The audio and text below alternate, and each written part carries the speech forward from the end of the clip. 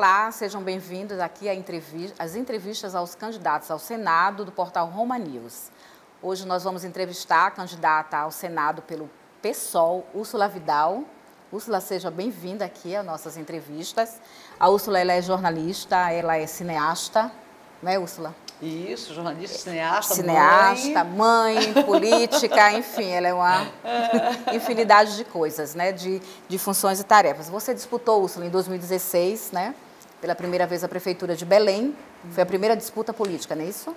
Oi, Aline, gratidão por esse espaço aqui do portal Roma News, gratidão por essa equidade de condições, né? Porque a gente tem tão pouquinho tempo de televisão, eu digo que eu entro e saio do programa de televisão, são 8 segundos, não dá nem gosto, né? Eu entro e já acabou o meu tempo. Enquanto os outros candidatos têm um tempo imenso, mas a gente vai, enfim, tentando superar aí essas diferenças nas condições, porque é muito desigual, é muito injusto, mas respondendo a tua pergunta e agradecendo também esse tempo e essa disponibilidade das pessoas, mulheres e homens que estão acompanhando a gente aí, paraenses, né, todos os paraenses. A primeira disputa foi em 2014, para deputada estadual, eu tive 5.400 votos, e a segunda foi em 2016, que a gente teve uma votação que nos surpreendeu também. Uma candidatura muito modesta, com pouquinho tempo, feita de uma maneira assim, muito intuitiva. E quando as urnas se abriram, a gente teve 80 mil votos, revelando um desejo de mudança mesmo na população. Agora, o que te levou a sair da Rede Sustentabilidade, que foi o partido que tu disputaste, né, a eleição para a Prefeitura e ir para o PSOL? Já havia uma aproximação do ponto de vista das lutas, né, com o PSOL, desde o momento em que eu decidi apoiar o Edmilson Rodrigues, candidato à Prefeitura de Belém, em 2016, no segundo turno. Quando acontece o impeachment da presidenta Dilma, e o Brasil começa a passar por esse momento de terremoto e retrocesso em direitos sociais, assim, consolidados há muitos anos, resultado de luta mesmo da população na sociedade brasileira. E eventos como a intervenção militar no Rio de Janeiro, que se provou já hoje que é um gasto irresponsável, uma utilização eleitoreira desse tipo de intervenção brutal e absolutamente ineficiente nos territórios marcados pela violência, a rede começou a ter posições muito divergentes das minhas. Então eu, naquele momento, porta-voz, percebi que isso não estava mais garantindo a segurança, inclusive, da própria militância da rede, na medida em que a porta-voz tinha um comportamento público e uma manifestação pública, e o meu partido tinha outro. Então, já havia essa aproximação, eu fui me incorporando cada vez mais nas lutas, que eram lutas dos movimentos sociais, que são lutas da sociedade, né? Não é luta da minoria, luta das mulheres, luta da comunidade negra, luta da juventude, é luta da sociedade. Você tem uma sociedade mais justa, que garante equidade, garante acesso a serviços públicos, como saúde, educação de qualidade. Evidentemente, você tem uma sociedade muito melhor, que tem menos violência, que tem menos desigualdade, tem mais acesso à geração de emprego e renda, né? Agora, Úrsula, essa disputa, estás disputando, segundo as pesquisas indicam, tu não estás na disputa dos dois primeiros no ranking das pesquisas, né? Há controvérsias. Porque o segundo está impedido pelo TSE e eu estou em empate técnico com os outros no segundo voto. Sim, pois é, mas são disputas contra coronéis, digamos assim, né? Da política. Como é que é essa campanha para chegar lá nos mais longes rincões do Pará, para chegar lá no eleitor, para te fazer conhecida, para tentar chegar lá no A gente tem rodado. O que a gente percebe é o seguinte, quando as pessoas tomam conhecimento dessa candidatura e o que ela traz como proposta e o que ela significa para a renovação legítima da política, uma renovação que traz a fala da população, as pessoas aderem a essa candidatura, as pessoas se mobilizam, elas fazem parte. Nós temos a maioria das intenções de voto em Belém, por exemplo. Sim. A gente está na frente desses políticos tradicionais que têm muito tempo de televisão, que gastam um dinheiro absurdo entupindo a rua de gente segurando bandeira e que não tem esse envolvimento orgânico, esse movimento historicamente voluntário. A gente não paga as pessoas dizem o seguinte, me dá teu material, vou pedir voto para você, minha família está contigo. As pessoas fazem isso porque acreditam nessa candidatura. Então veja, a gente está na frente do maior colégio eleitoral do Estado, em que pese não ter tempo de televisão, em que pese a gente não ter dinheiro, em que pese a gente, né, ter condições muito assimétricas. Estamos na frente. a nossa candidatura foi a que mais cresceu no Estado. A gente já está em empate técnico com os outros 2 candidatos, 3 candidatos, que um já ocupa o Senado há muitos anos, o outro, né, vice-governador. Então, o que a gente entende é que a gente precisa comunicar. Nós já fomos a mais de 20 cidades, vamos continuar viajando e fazendo essa animação das pessoas para dizer o seguinte: essa construção é nossa, de todas e de todos nós. Tem a fala e tem a cara da nossa gente. E as pessoas estão entendendo isso e estão fazendo disso uma onda linda, linda, linda, linda. Em relação às propostas de atuação no Senado Federal, hoje a gente vê que há uma disputa muito grande de tributária no país, né, entre os estados, né, e que uma reforma tributária poderia ajudar o Pará nessa questão das isenções do ICMS para exportação. Isso está dentro da tua proposta de atuação? Essa guerra fiscal, ela é muito malvada com o Estado do Pará há muito tempo. O que acontece? Nós sofremos, principalmente geral, né? Com os estados exportadores. Mas no caso do Pará, não só é exportador, porque é exportador de energia elétrica, de matéria-prima e produtos semi-elaborados.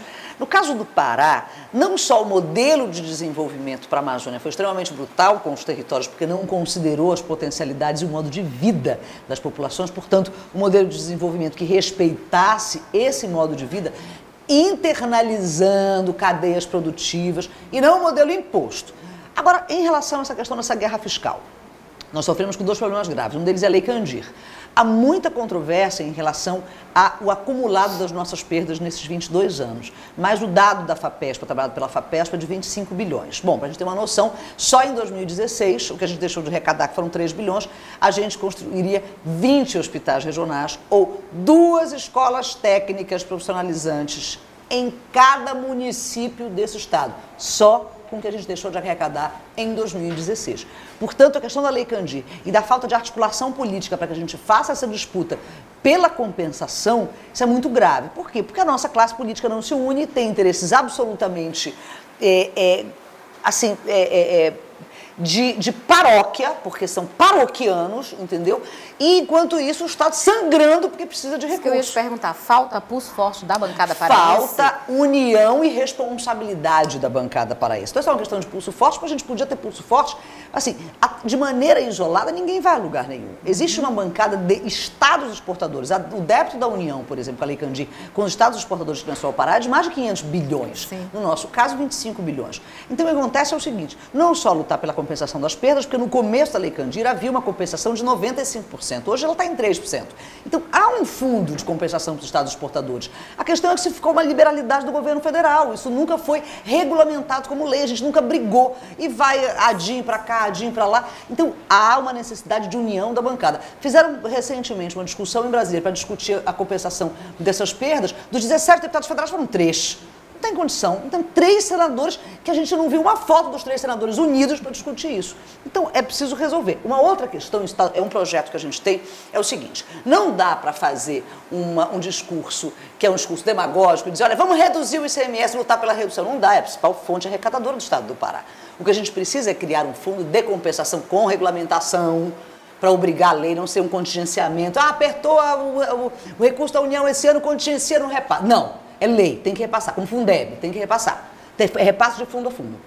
Então, esse fundo de compensação para os estados exportadores de energia elétrica, para que a gente reduza o nosso ICMS incidente sobre a tarifa, que é de 25%, que é altíssimo, sim, e a União compense para o Estado essa queda de arrecadação. Aí nós, Aline, e todo mundo que está assistindo a gente, vamos pagar muito menos na tarifa de energia elétrica, que é abusiva, inclusive aumentou mais de 300% acima da inflação depois da privatização. Então, assim, é depois da queda o curve. Se a gente só se dá mal, a gente só se dá mal. E isso é falta de união, visão, estratégia e articulação política, evidentemente. Qual é a importância, né, importância dessa função da mulher hoje na política no Senado, já que nesses últimos anos a gente só tem representantes masculinos? Olha, Aline, sabe o que me preocupa? Eu tenho andado, né, por esse estado, conversado com as pessoas em feiras, em porta de faculdade, fazendo conversas de porta a porta. Pergunto, a senhora sabe, você sabe, o senhor sabe quem são os senadores do Pará? Não sabe. A maioria não sabe, não tem nem memória de quem votou, não acompanha, não faz controle social, que eu acho que é muito grave, porque é uma distância desse lugar de luta pelos direitos da população. A segunda questão é a seguinte, não sabem que são 3 e não sabem que os 3 são homens.